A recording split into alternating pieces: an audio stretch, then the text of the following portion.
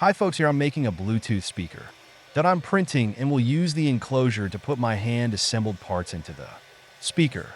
The finished printed enclosure will be painted using Hobby Paint.I.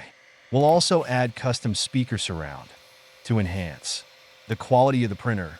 So here goes.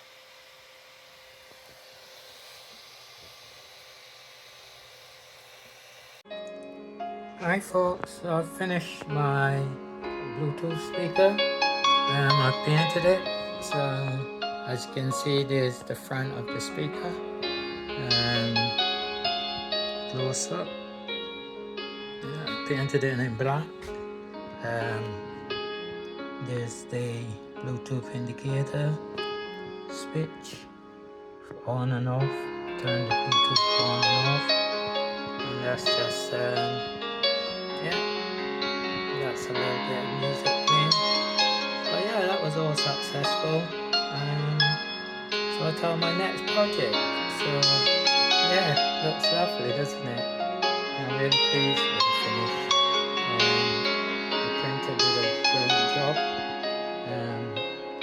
Thanks to the printer for producing such a nice quality print. And until next time, thanks for watching.